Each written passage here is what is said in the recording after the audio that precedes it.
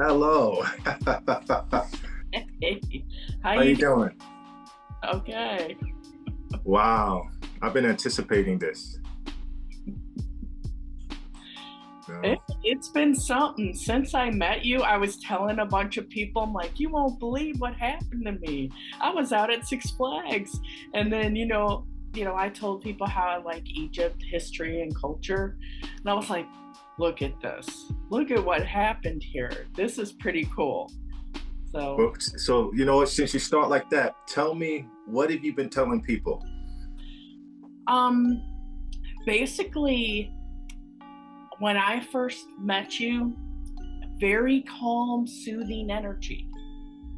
So I felt this and I kept staring at your wrist. Yes. And I didn't even see like there was anything Egyptian on it. I was just drawn to the stone. And I kept thinking, I want to touch that stone. And then after you guys got off of the ride, I was like, okay, I have to say something. Mm-hmm. And then that's when it kind of came out. I just started mentioning some Egyptian gods, things of that nature. I felt you were connected, and then I saw that there was symbols and things around it. That's interesting. Sometimes we can have two people share the same experience and then they remember it the same but slightly differently, right? Let me tell you what I remember. Okay. I remember that you and your family, I didn't know you were family at the time. The three of you were behind us, directly behind us, waiting for that one ride. And I noticed that you looked at my cuff and you said, Egypt. And I said, yes. I said, and you said Anubis. And for me, that was a key thing that I wanted to even talk to you about today. Because on this cuff, there's no Anubis on this cuff. But I didn't realize that you weren't, you, if what I think is correct, you weren't talking about what you saw on the cuff. You were talking about what you saw visually. Am I correct? Yeah. So we're going to get into that. I just wanted to say that I wanted you to introduce yourself. Okay. I'm Laura, and I do different types of intuitive work with people, specifically guardian angels, intuitive art pieces, Akashic records, things of that nature. Mm-hmm. I've been doing it since 2011. I did work at the Theosophical Society, doing the readings and that in their bookstore, and then moved to Georgia about maybe 4 years ago. And now it's just kind of getting my feet wet, still getting used to the area. And I'm Mm-hmm. still doing readings in that with clients that I've gained through that, and then on Etsy and things of that nature. Mm, mm. Interesting. Very interesting. I wanted to talk to you about your journey through, because of course, if you speak to most people and you tell them that you see something that they can't see, you have to be careful when telling people Yes. that type of stuff. Yes. Because people, at one point in time, if you said that, you'd be a witch, you'd be burned. At another point in time, if you said that, you might run the risk of having a lobotomy done to you. And Yes. at another point in time, you might be excommunicated from a church. They say you were some sort of demonic if you would see things like this, right? Or to perceive things that other people can't see.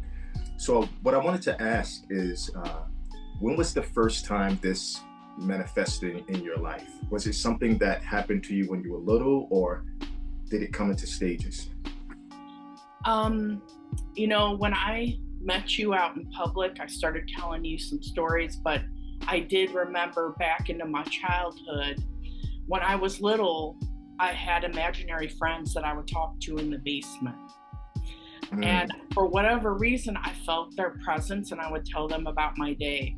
And then I had one episode where like sometimes you get in trouble from your parents and you're like running and hiding somewhere. I ran mm-hmm, and hide in the basement, okay?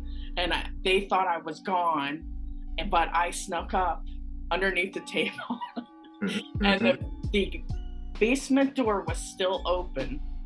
And I mm. said to them, the imaginary, what I thought was imaginary, shut the door. And then the door shut by itself. And that freaked me out so bad that I stopped Wow. talking to them. Wow. At that point. But from that point on, I was always very sensitive to people. I was an empath. And so I would be, you know how empaths, they want to make sure everybody's comfortable, everybody's safe, they're feeling everybody's stuff. And when everybody's calm, they're calm and happy. That's kind of how my life was until I got in my 20s, when I realized what was going on. And, you know, when I had the birth of my son, I think I was at 27 or something. That's when everything, I think me having him was kind of a catalyst, like I reached another tier in my life. And then I woke up in the middle of the night and I saw two naked old white dudes standing in the hallway. And I was like, I was married at the time. I was like, honey, there's some naked men standing in the hallway. And then he, you know, of course, he gets up and then it's like thin air, they're gone. And from that point forward, there was a lot of activity in that apartment. We were in Chicago. I started seeing spirits, people from different points in history, you know, it kind of looked like Victorian era. And then I started seeing angels, and then I guess you could call them negative spirits, demons too. So I was just seeing the good, the bad, and the ugly everywhere. You know, like that Clint Eastwood old time movie. That's what I was seeing. Wow. Yeah. For a long time, I was trying to fight it. I didn't want to have it because I grew up, I went to Catholic school, you know, all that type of stuff. Went to the Baptist church for a while, and I had it ingrained in me that it was wrong, you know. So I had to work it out within myself that it wasn't. So I was asking God to, you know, like, help me to control this. Because it was, I felt like I was going nuts. And for a time, when I would pray to God every night, it did calm down. But it got to the point where I was like, okay, is anybody in my family see it? My partner, nobody was seeing it. And I did have a moment where I knew that it was real. My friends, we kind of talked about ghosts, stuff like that. They were open to it. My friend comes in and he witnesses a shadow person walking through the living room. And he was like, hey, did you just see that? And I was like this, oh my God, thank you, God. Somebody saw these things. And then after that, another friend came in, a cabinet door opened by itself and closed. And she told me she felt weird, and you'd have to walk through the bedroom to go into the bathroom. And she felt weird about our bedroom. There's something weird there, and she was the one that saw the cabinet doors open and close by themselves. So my friends started experiencing it. And so it validated for me, okay, I'm not crazy. Because I do have a family member, he's schizoaffective. So he was okay up until teens, and then it was like something triggered in him and he started hearing voices, and he's in a home right now. So I figured I was going in my brother's path. But I think my brother might be intuitive, but you know, I kind of was like, am I supposed to do anything to help him? Or he's on medication. So I kind of was guided to just let him be. This is kind of, he's on his journey, I'm on mine. You know? But anyway, back to the story. That was just a side note there. You know, my friends validated stuff for me, and then I started finding a mentor in the UK. I started looking around. This was in the time on the internet where nobody was into this stuff. It was still kind of underground. So I found this guy online. His name was Len Walker, and he was a negative energy specialist. Mm. And at that time, I had stuff messing with me. Things were touching me, burning me, trying to touch me sexually. I had Mm-hmm. weird stuff happening to me. And he came in and cleared it all out. Interesting. And I basically had a fresh start with him. And then it was like I started over and he taught me skills. And then that's what led me down all these paths to where I am right now. Wow. And how long ago was it that you met the guy from UK? Ooh, wow. I don't like to talk about age, but I'm like 51 now. I was 27 when that started. So I want to say I was like 28, 29 when that happened. Okay. Interesting. And so you've had help for quite some time now. yeah, I had somebody, like he started teaching me about remote viewing. He started teaching me about my body, how to control it, protective shields, like everything you can think of, he taught me about. Interesting. Yeah. He would pair me up with people. Hey, can you guys work together, see what you could do? And so we would practice like energy work or things of that nature. So it went on for years before I even started, deciding, hey, I want to work with people, or even when my connection with angels built. Wow. Let me go to another route. That was very interesting. I may come back there. If I recall correctly, you said that when you were around 12, or at least a teenager, that's when you became fascinated with Egypt. Am I correct? Yeah. And what was it that drew you to it? What was it, a movie? What was it? It was like, how I started seeing movies about like Cleopatra, and watching like, the Natural Geographic, stuff like that. And looking into artwork, and I was always fascinated with the different symbols and the signs, and I've just always been drawn to it. Like it was like things that I saw on TV that triggered something in me where it felt like I don't know, for whatever reason, it feels safe. Interesting, yes. Like it feels safe, it feels comfortable. And from there, it was like a fascination grew. And with, I have to say, ancient cultures, different ancient cultures, I started to become aware of, are like Mayans or like other ones, but 90% of it was about Egypt. Interesting. Well,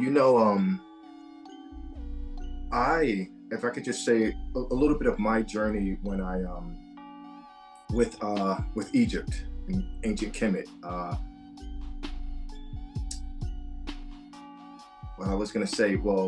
The first thing I was going to say is that in terms of, I was thinking about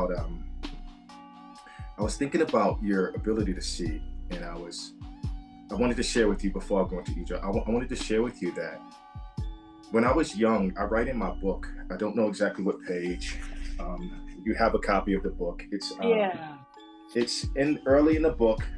It's here on page 39. On page 39, it says flying, astral projection, OBE, sleep paralysis, levitation, and a child's imagination. And when I was a little boy, I thought I could fly. I had this, like, you thought you could, you thought you had imaginary friends. You thought they were imaginary friends. You didn't know that they were real. And I thought that I could fly like Superman, but I didn't realize that I was sleeping, astral traveling around the house. And so I would remember floating around the apartment, and it would be so real that one time it was so real that when I woke up, I got the chair to look on top of the bookshelf to see if what I saw was there. And I don't to this day remember if I confirmed it or not, I just always felt that I could, if I jumped off the first floor balcony, that I would float to the floor. I just had this feeling. I've always been fascinated with flying. And back then, there was this rumor that there was this man with a checkered shirt, like a ghost, that lived in our apartment. I never saw it, but one of my aunts had seen it, right? But I just heard this through the grapevine, right? And so that was as a child.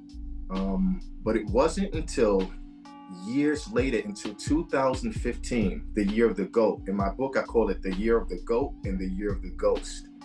Because in that year, I would meet the first woman who, in my journey, you're the fifth of your kind for me. You're the fifth woman of your kind that I've met.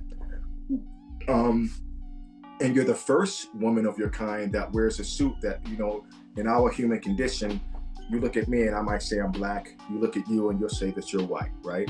So you're the first woman or human being in a white suit to tell me that they've seen something. So the first person was I write about her in my book. It was a woman that I was training, and she saw a guardian angel in my hallway. And then the next year I would meet another woman who came to train with me, and she would explain to me that she saw the guardian angel standing next to me, and she would allow me to have a conversation with that person. And then the third one,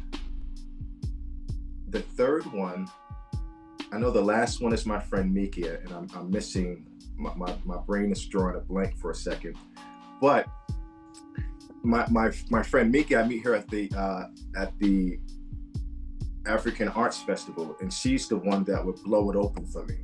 She's the one that would allow me to have many communications. But when I met you, it was interesting because those were years ago. I haven't met another person like that in a long time. And sometimes you get this information. For me, I got these past life. I got my first past life in 2018, my second one in 2020.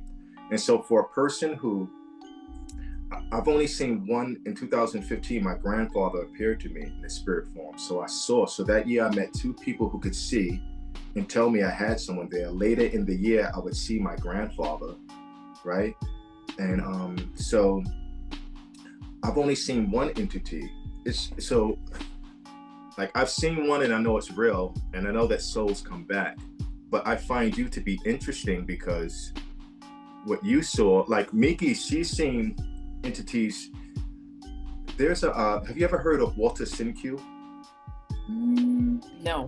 Okay, you should write his name down. Walter Simkew, I know you've heard of Ian Stevenson, right? From the University of Virginia, who does all the state cases with reincarnation. Yeah. So Ian Stevenson did some work with Walter Simkew. Walter Simkew, unfortunately, he died like in 2022 or 2023. And I know that because I had just gotten aware of him last year. And he had a number, and I called the number, and I spoke to his wife, and unfortunately, he had passed like the year prior. And so, Walter Simkew, though, he wrote the book Return of the Revolutionaries. So, in his book, he speaks about President Lincoln being a reincarnation of President Kennedy being a reincarnation of President Lincoln. But the reason why I bring him up is because he channeled an entity called Aten Ra. He said he channeled an entity called Aten Ra.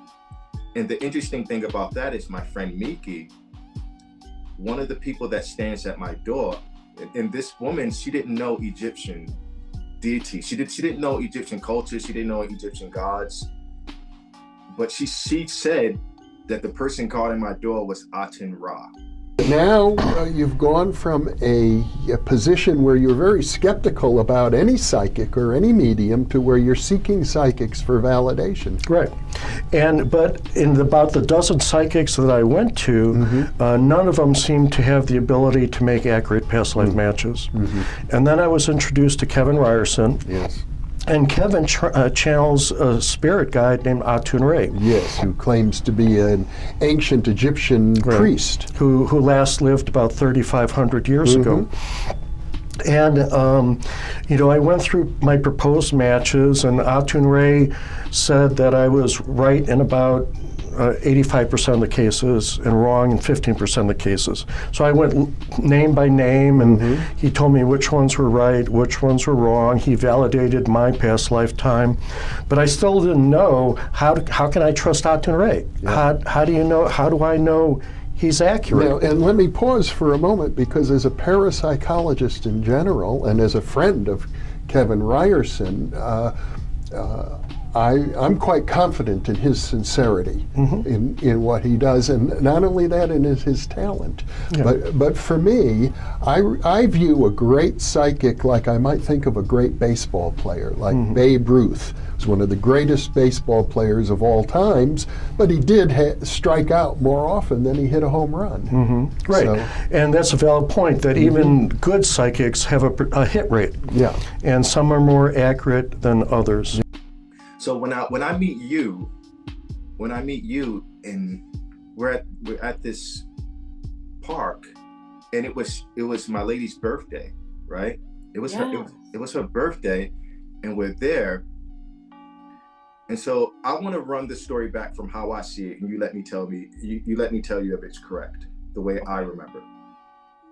So I remember us being at the park, and the little girls skipping the line, and that's when me and your husband, that's when we laughed at the girl skipping the line. So that's when me and him spoke a little bit. And then you looked at my cuff, and then you said Egypt, and I said, yeah. And you said Anubis, and I said, yeah, this is Khepr, the Khepru. So in my mind, because I didn't know you, I was like, oh, this person knows Egypt, but they don't really know Egypt, because you said Anubis, and I'm thinking you see Anubis, but there's no Anubis here. And I'm just thinking, oh, they don't really know what they see, right? So I'm thinking, I'm thinking you don't know what you see, but yeah, I don't know what you see, right? So you say Anubis, there's no Anubis on my cuff. So we speak a little bit, we get on a ride, and then boom, we end up back to back on another ride. Yeah. A few minutes later. On a big, and so that's when you and I begin to speak more. And I told you I wrote a book on reincarnation. I send you a copy of the book for the link.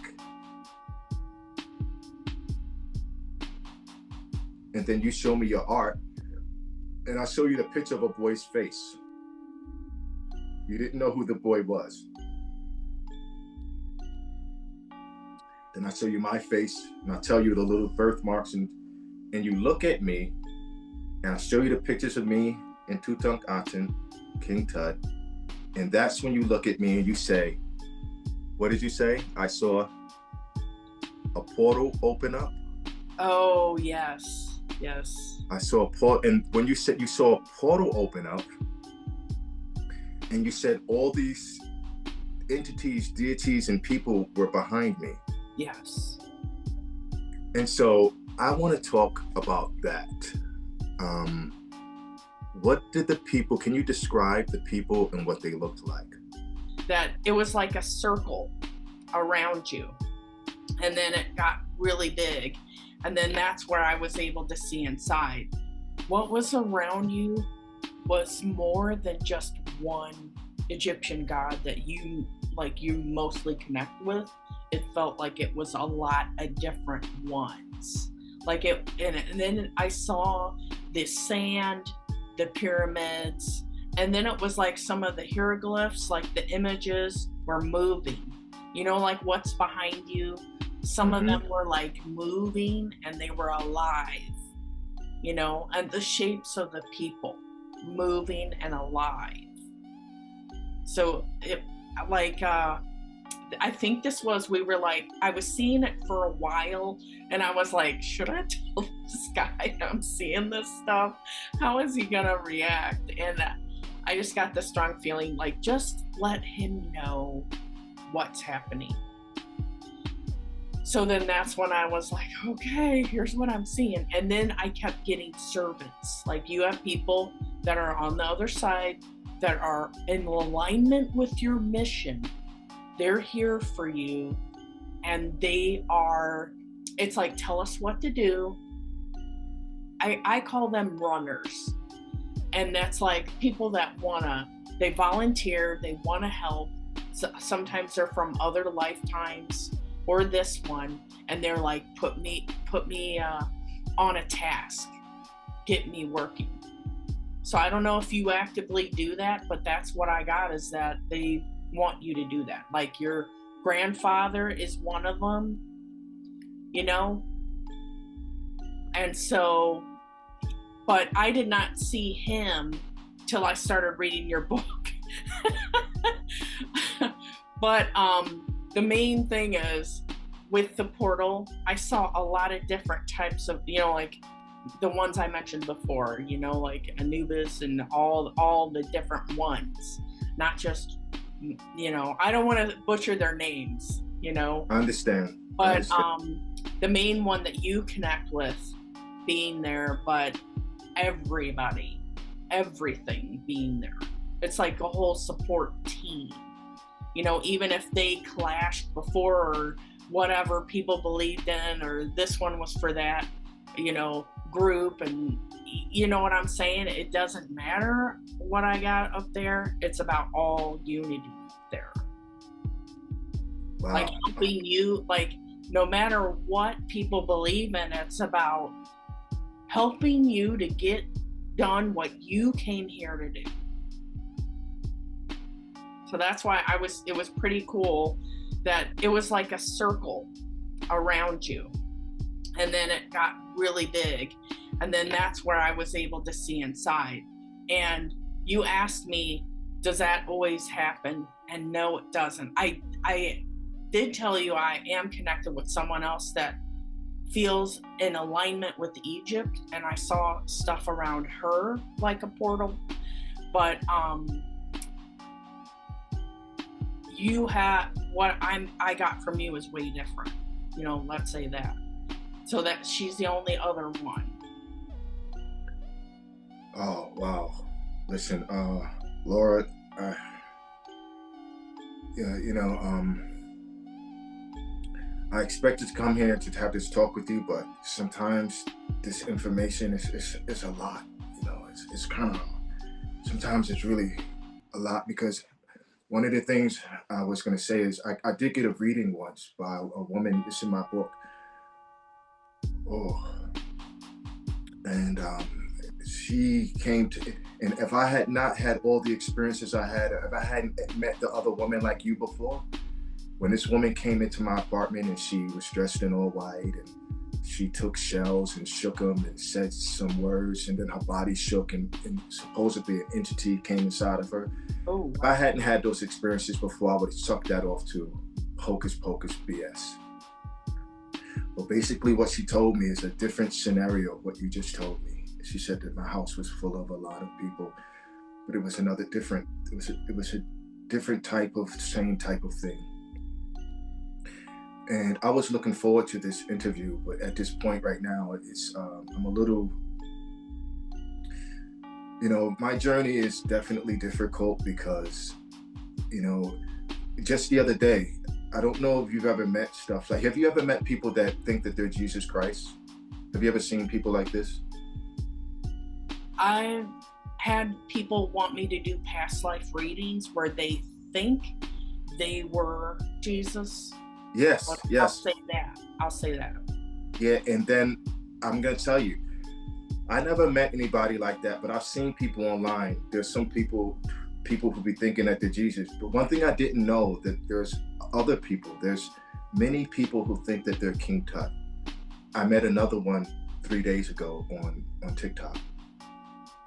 I meet a lot of them, and none of them, most of them are just, they take the face of the mask and their face looks something like it, and this is what they're going with.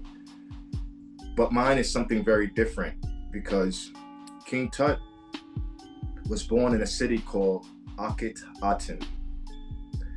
Currently it's called Tel El Amarna. I went there in 2022.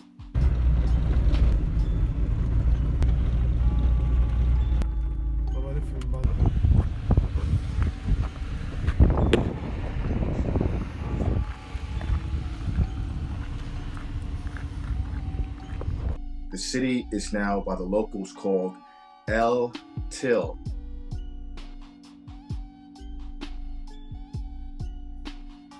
King Tut was born in a city called Akit Aten. Currently it's called Tel El Amarna. I went there in 2022. It means the hill. El Till, like Emmett Till. You can't make that up. It means the hill. El Till, like Emmett Till. You can't make that up. Now here. River line. River line.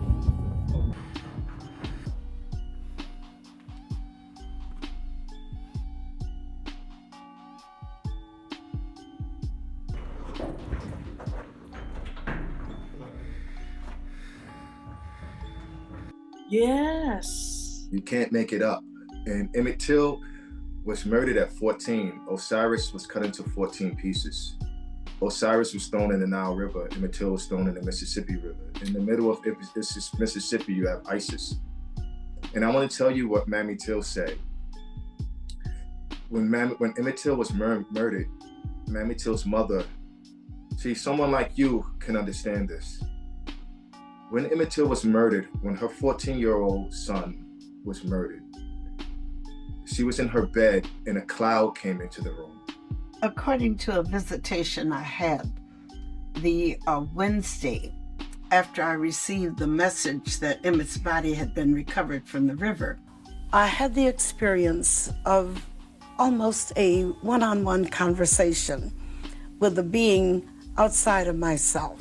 And all of a sudden, a presence filled the room. It was just like a huge cloud, and it filled every corner and every inch of the room. And I recognized that as the presence of God himself. I have to identify that being as God because the devil would not have come to me with anything of this nature.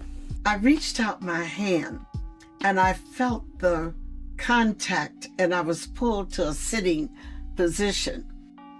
And I began to talk to him, and I was speaking in a scolding voice, why?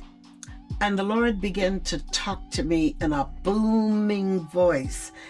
They were not words. I didn't understand a single word, but I knew everything that was being said. It was like it was a boom, the roar of thunder, but I could understand what was being said.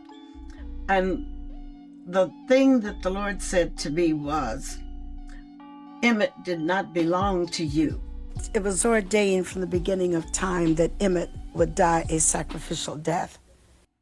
You should be grateful to have been able to keep him for the short time he was on the earth. But Emmett was mine.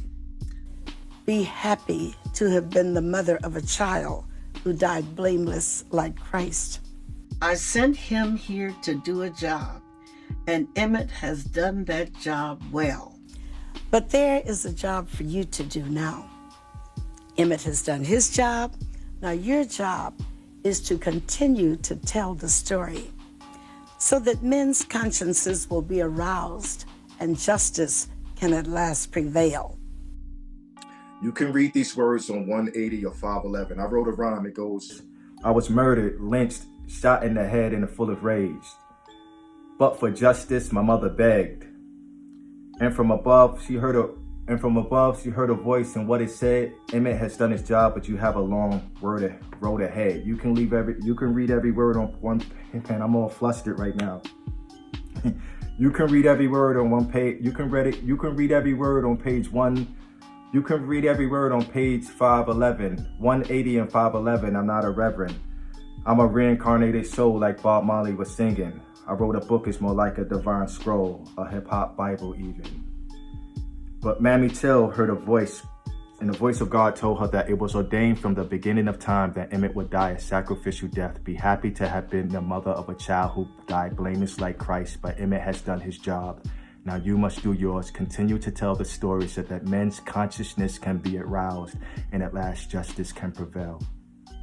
One of the reasons I wanted to do this interview with you is because you're what they would call a white woman. right?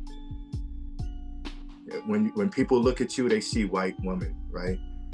Right. And so in America, we're dealing with white and black. And it's like you said, in your text, you said when you go to Mississippi, you felt these pockets of negative energy. And you said you feel some of them in here, Georgia, as well. Oh, yes. Oh, yes. And so I thought that this interview was important because it's one thing for me to tell my story, but it's another thing for other people to share what they see, right? So that people's hearts, you know, so that consciousness can be aroused, and at last justice can prevail. Yes. You know, so that we can see. Man, I'm sorry. Like, you know, they say this stuff weighs heavy on you. If you would imagine putting yourself into my shoes and for someone to tell you that, you know what I mean? And so it's just a lot of, I don't know, it's a lot of, I might say pressure. Now, I don't say pressure, it's because I'm not afraid to do that which I need to do. But, you know. Everything that you're saying, yes, is I totally feel an alignment with, and I know me being a white woman, I have been like, my spirit team has told me to see beyond color. Indeed. And that the lifetimes that I became aware of, I was not female and I was not white. And, you know, I try, like, I was going to ask you, how do you research to find these lifetimes? But, whoa. Look at my lights flick. You see that? Yeah, that was weird. My light just, the top on the light just flickered and it went off. I have two lights. One up here, one right there. This one just flickered. You know, sometimes when you vibrate, because a lot is coming over me right now. Like when you begin to tell me those things, I begin to get goosebumps and my energies just went over. But go ahead and finish what you were saying. What you asked me, like, when you get the book, see what else comes out for you, if any lifetimes wake up, things of that nature. And I have been made aware of a lifetime where I was an orphan and I was a little black boy and I was in an orphanage, and it was kind of, I don't know what else to say about this lifetime, but it was like I was really alone and I was struggling, didn't have anybody, didn't have anything. And yeah, I don't know how to research this or look this up or whatever, but I just see his face. I see a photo of him with other kids in an orphanage. And yeah, that's one. And then another one, I saw myself as an Indian, and I was a part of like these people fighting for their freedom. So it wasn't Native American, it was Indian. And I was in the desert fighting for some type of freedom. Wow. And yeah, so those were two lifetimes that I saw of myself. But I was like, I feel I've mostly been men in lifetimes. But for whatever reason, they told me that women's sensitivities need to come out more in the world now, you know? So now I'm in this form here, you know? I think of it like I'm in a form here to do a purpose.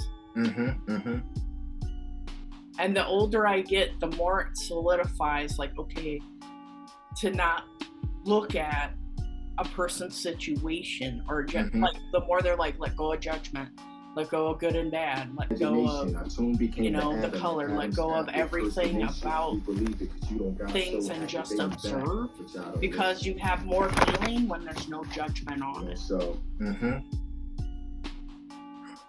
wow.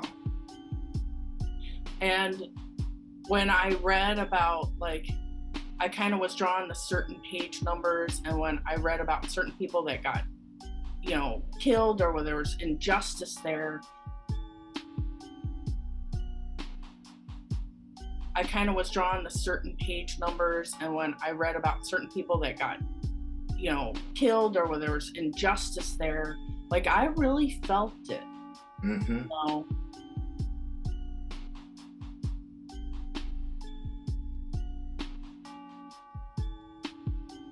So I was very upset. And I know me, in this lifetime, me being a white person, not being aware of everything and struggles. Like, I learned more about culture and history. I thought I knew a decent amount in Missouri, my original hometown. But no, I learned way more about history, culture, things of that nature living here, and the dense pockets here where there was Civil War, Stone Mountain. There's a lot of heavy, dense, negative energy in that area. And you can tell in the areas where a lot of people were killed, or like Native Americans, Black people, everybody, there was all these wars and fighting. Those pockets, there's big pockets there, and it reflects in the neighborhood. Wow. When I was preparing a lot of the things that you threw me a loop, Laura, that hit, receiving that information was, I can't, as much as I have experienced, and I've experienced quite a few profound experiences, they never get, it seems I'm never fully prepared for some of the stuff that I receive to experience or to hear delivered to me. You know what I'm saying?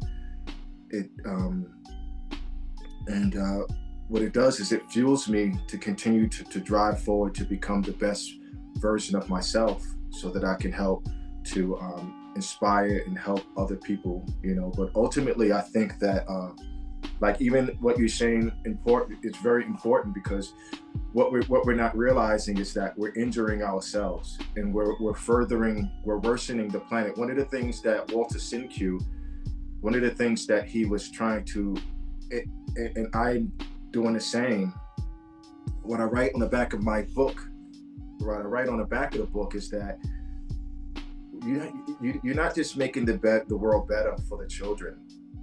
You're making the world better for you, because you might come back here. Yeah. And so we have to make, this world has to become, and then look, if the Jews and the Palestinians understood that the Jewish person that they kill, the Palestinian person that they kill, the Jewish person could reincarnate as a Palestinian. Yeah. And a Palestinian, they could reincarnate as a Jewish person.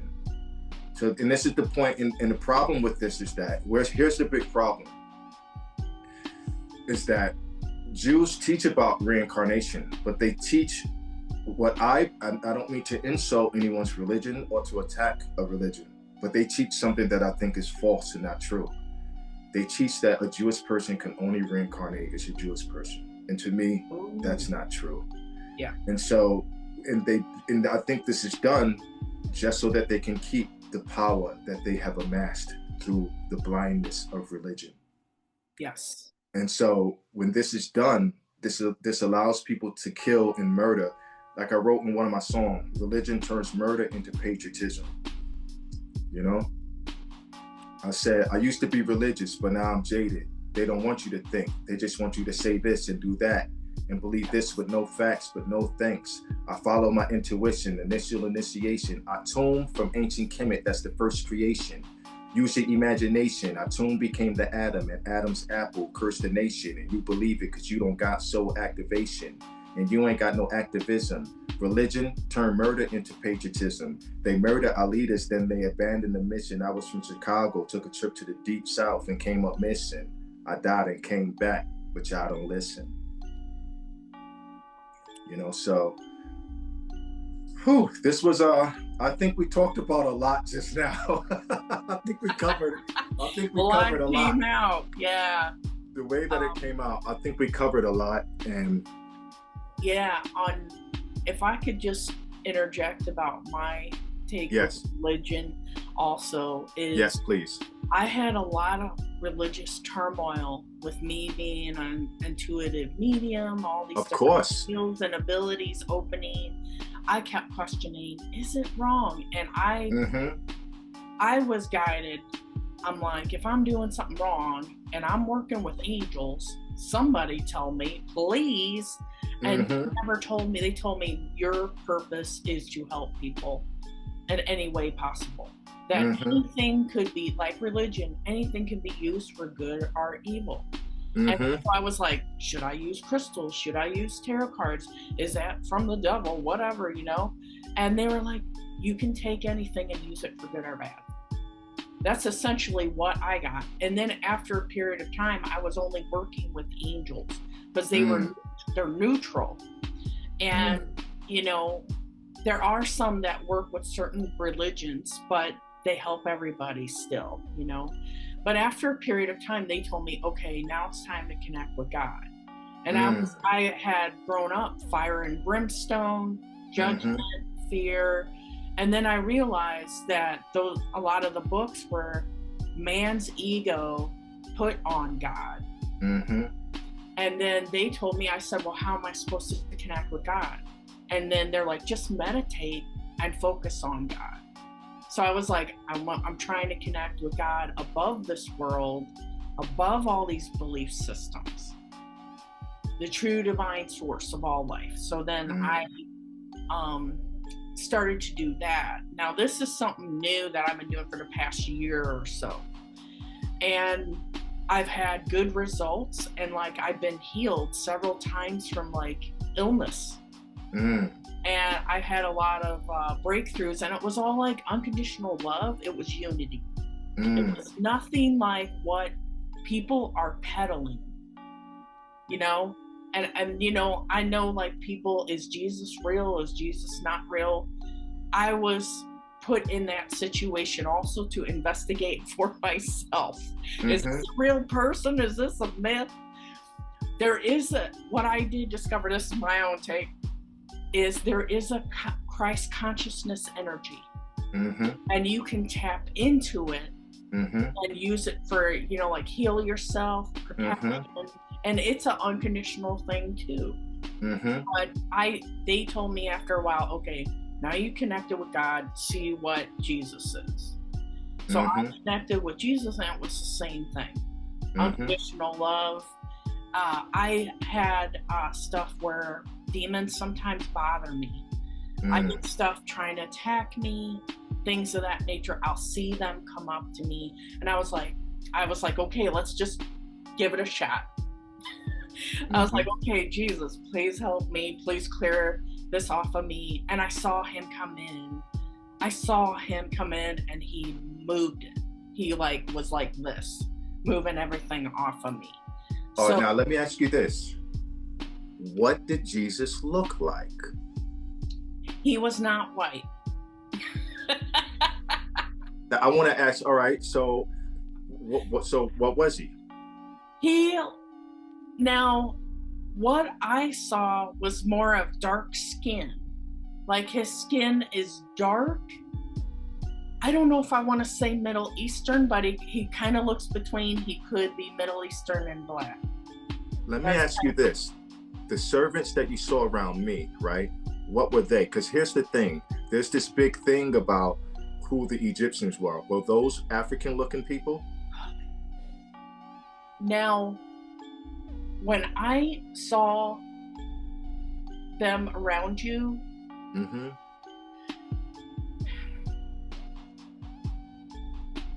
it was more like I saw them gold.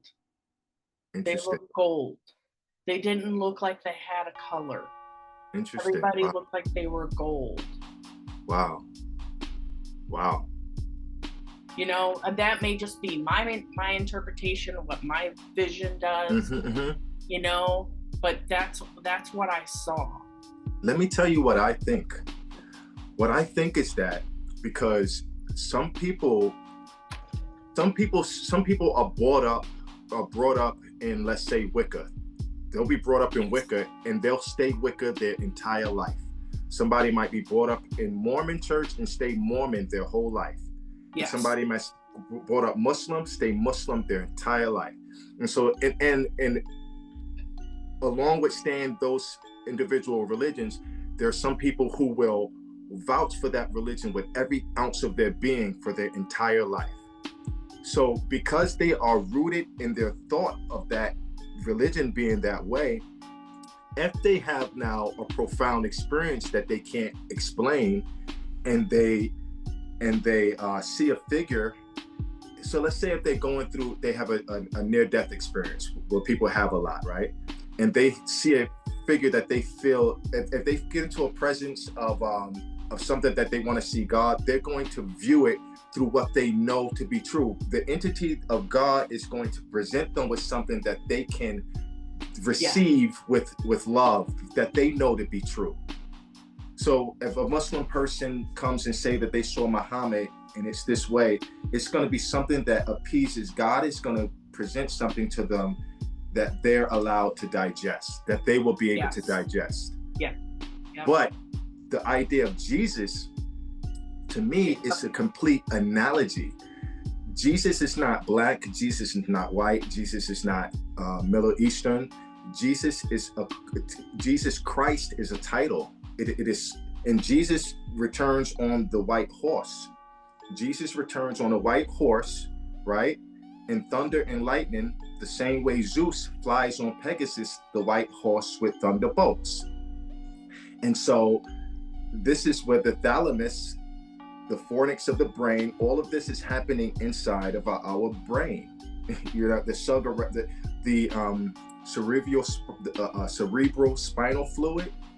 These are the rivers. When the Bible's talking about rivers, these are the rivers in the body that they're talking about.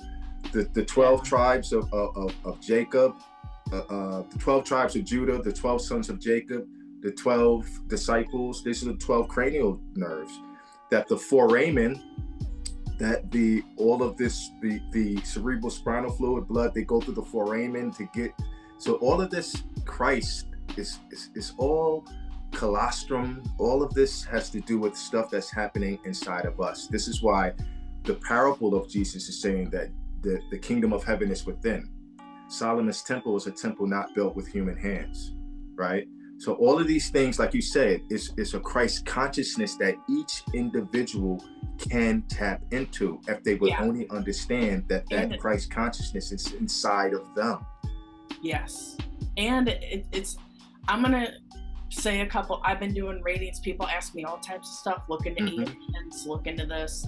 There's people into Greek goddesses, all that. I have connected with these types of forces. You know, like it is something, I feel like there's so much more than we can comprehend. I agree. What's going on. And, you know, some of the things I learned in the Theosophical Society is about thought forms. And that enough people think of the same thing, they can create these types of things. I feel like there's different versions of God, different versions of Jesus, different versions of different things, because it's like I'm trying to tap into what vibrates best for me, you know? And I have done readings for people that asked me the similar thing about what races were there before. And, you know, like in your case with the open of the portal, that's kind of what I saw. Is like everybody, it's like royalty is what I associated with the gold. Wow. And so that's why I guess everything was gold and then that type of thing. But like I've been asked that before about the races, and when I did readings for other people, I got that it was a mixed bag of different types of races.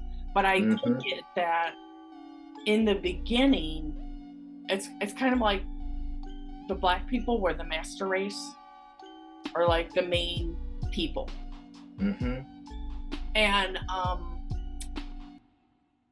I don't know if I should bring this up, but I did watch about this lady. I don't remember all the details, but she talked about how Egypt and like some of the countries were more in Africa than what we know.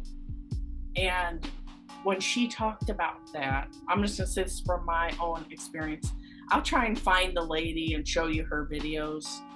But when she talked about that, like Nazareth, Bethlehem, all these types of stuff, saying they were more located in Africa than over in the Middle East. And this part right here in my brain opened up. It was like, so I knew there was some truth to it. You know, like more stuff originated in Africa than what we know. Well, what happens is in Tanzania area, that's where the highlands are. And that's where you have the Kilimanjaro. You have all these mountains, what they call the Mountain of the Moon. And so this is where the river flows down from those mountains. And so this is where the Nile River originates. Yeah. Right. And so yeah. So this is where agriculture first started. So civilization has to first start with agriculture. You can't have civilization without agriculture, right? And so to have agriculture, you also have to have astrology. These are people who have to know the timing of the seasons. So even with the stories with the three magi were following the stars in the east, only people who know the stars can follow the stars in the east, right? You have to know astrology to be following the star. All of it is all pointing you to the stars. The Holy Bible is a holy biblios. It's a book of the stars. It's a book of the constellations. That's why there's 12 tribes, 12 brothers, 12 disciples. It's all an analogy, right? I like this one. I use this one all the time. David had 5 smooth stones. Those are the 5 senses. And one smooth stone hit Goliath in the third eye, between the eye. He wasn't fighting a real physical giant. He was fighting the giant within self that we come to earth to conquer. We have to conquer that to release our higher self. And those senses, the sense of taste, touch, smell that we want to get, we pleasure, we have to drop all those and open up. That's why the story, the parable of Jesus is that if thine eye be single, thy whole body be full of light.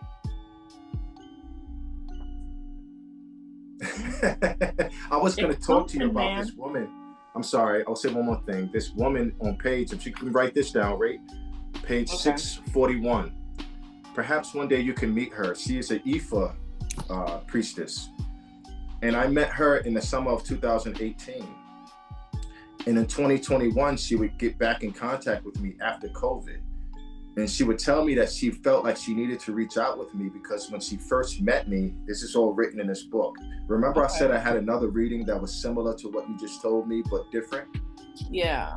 It was her. And she said that there was a golden light around me when she first met me. And when she sees that, she knows that she needs to know these people. So that's why she stayed in contact with me. And she came to New York and she gave me a reading, which was similar to what you told me with the portal.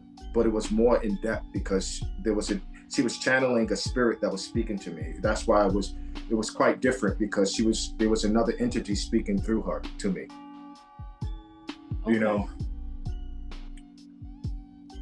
So what does your experience in these things, what do you get from this, from your meeting from me? What do you think about all of this?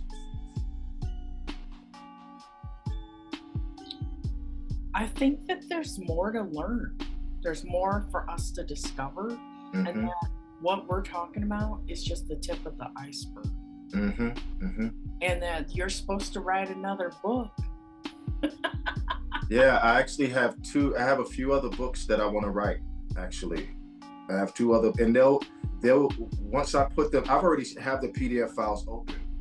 I mean, I have the files open. I've started them, but once I go down into them, I'll finish them in a faster time than it took me to write this book. It took 2 years to write this book.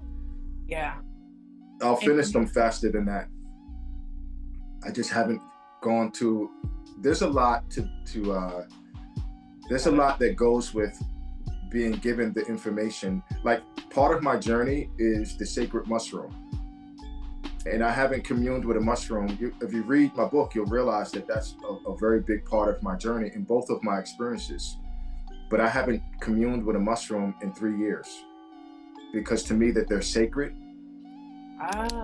And yeah, if you read my story, the parts where actually the revelation came, if you start on page 480, you'll get into this to right where I actually have the revelation, and some pages before. I think it's like page 4, from page 474 on is where I'm at the African Arts Festival, and all the things manifest that bring me to one experience, to the next, to the next, to the next, that actually brings forth my. Today is actually an important day, because tomorrow's my anniversary.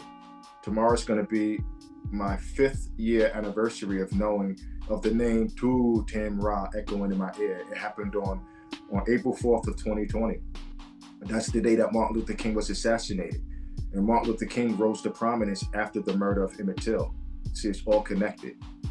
Martin Luther King was born in 1929, the year of the snake. Emmett Till was born in 1941, the year of the snake. And I was born in 1977, the year of the snake.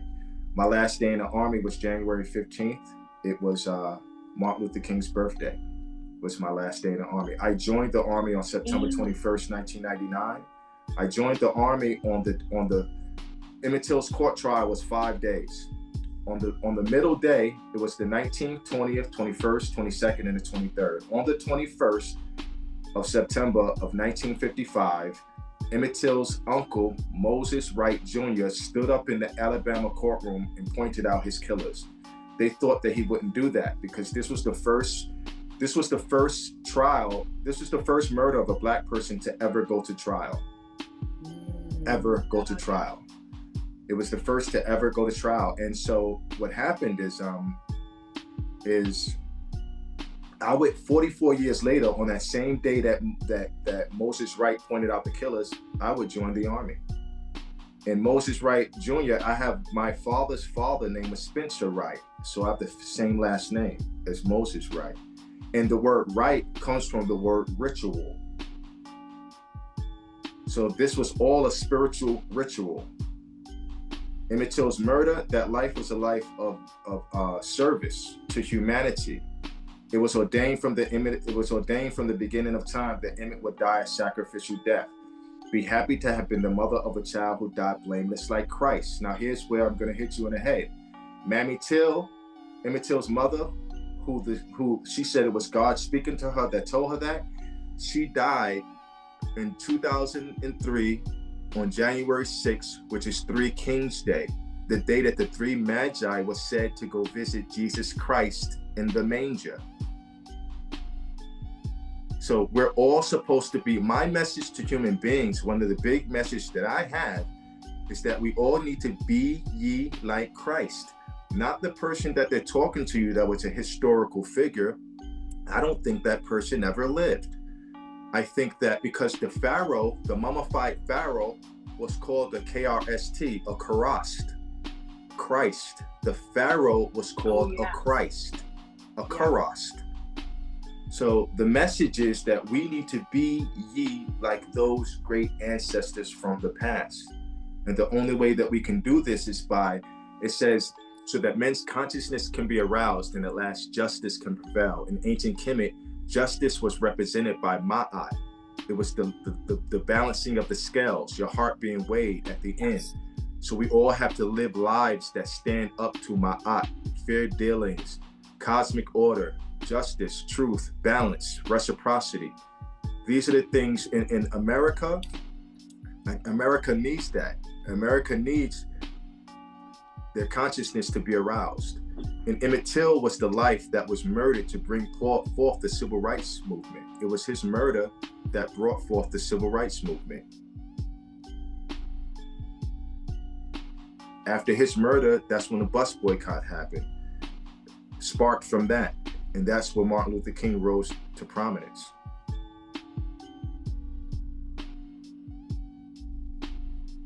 So I definitely wanted to, telling my story is incredible for people who haven't been able to see like you, who haven't been able to hear, who haven't had profound experiences, who have been trapped into the dogma of religion. They're not, if they have a profound experience, they think that it's like you did when you were younger. You were confused. You wanted it to stop. You told you told your friends to close the door.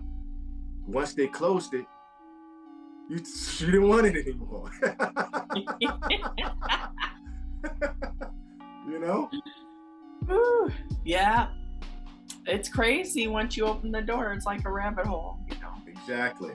But it's the better you get, the more confident you feel about your life. It's worth it going through it. You Indeed. know? I agree. Rather than being blind. I agree. One last thing I was gonna say about, you know, how we talked about, like, people think they've had lifetimes as Jesus or as, you know, like King Tut, things of that nature. Yes.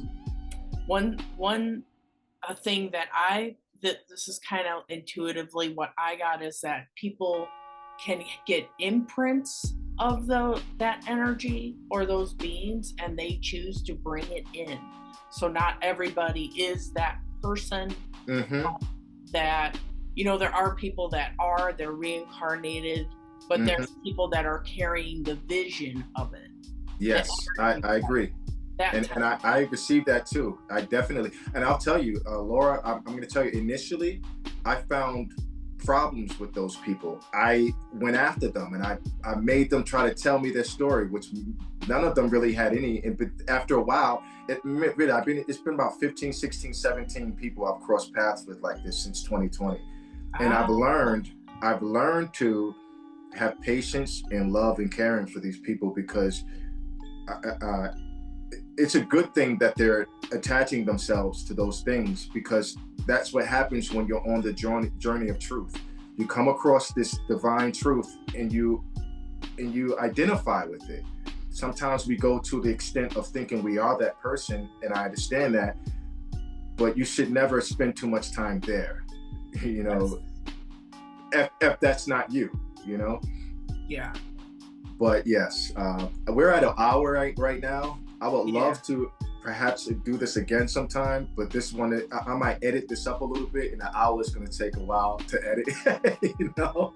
So I think we've hit some powerful stuff here. I'm still a little flustered. I'm going to tell you, I feel like I just did a reading from you, you know? Oh my goodness. Yeah. Wow. I mean, I did get a message that you have 5 more lives to uncover. Oh my goodness. Go to page 641. Go to page 6. Go ahead. Finish saying what you're going to say. Oh my goodness. You've had 5 more lives to uncover, and that you have made it that you're going to come down and make an impact every time. So let me tell you something. It's like going out with a bang. Oh, you mean in next lives? No. In this life?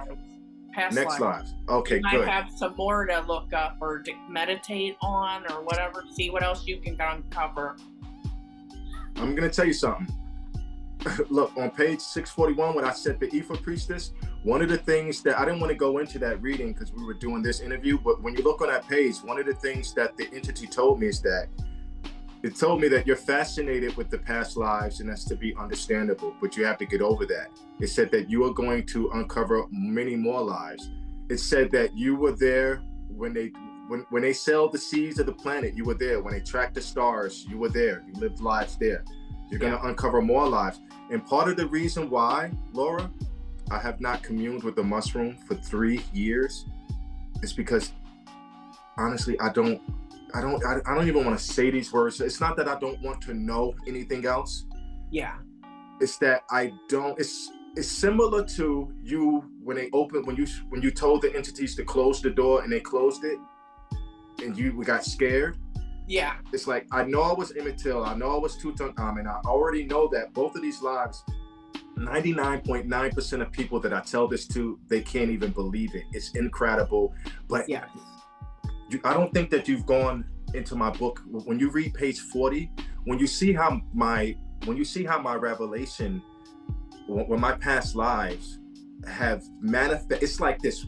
The way I look at it is like this. If I'm a soul traveling through time, because of the nature of the lives that I lived, the consciousness of people that were born in the time that I lived, George Lucas is a consciousness that, no, let's not start with him. Let's start with Rod Sterling.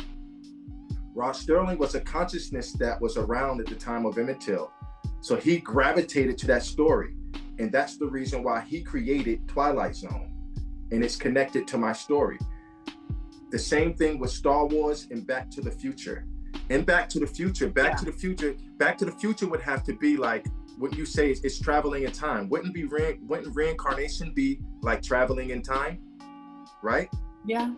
Well, the person in Back to the Future, their name was Dr. Emmett Lothrop Brown. Emmett, so the person that made the car that goes back in time, his name is Emmett. They went back in time to 1955, the year that Emmett Till was murdered. They left on October 26th, the day after my birthday. They arrived on November 5th, the day after King Tut was discovered. The movie was released on July 3rd, the day that I realized that was Emmett Till. Lothrop means man from the farm. Till means to cultivate, like a farm. So there's more to it than that. There's so many different things that have to go, even with movies and shows that are connected to my story. It's like it manifested in different shows. And you'll see throughout the book. Yeah. Yeah. You can't explain away. Yeah, I have been drawn to certain pages that I was looking, but yeah, there's so much to dive into. But more so than my book, I think my book is like this. If you open up my book and it inspires you, my book is one thing. Each person needs to find the jewels in their own life, because this is not just happening with me. Each person has a divine masterful mathematical equation plan to their life, right? And so, wow, I think we should end it there. I'm so grateful to you. When's your birthday again? October 13th. Okay, I'm the 25th. See, you're a Libra and you're my aunt, right? That's the balance, that's the scales. Yep. And so, all right, we'll talk again soon. And okay, sounds good. All right. Thanks a lot, and speak soon. Okay, take care. All right, bye-bye. Bye.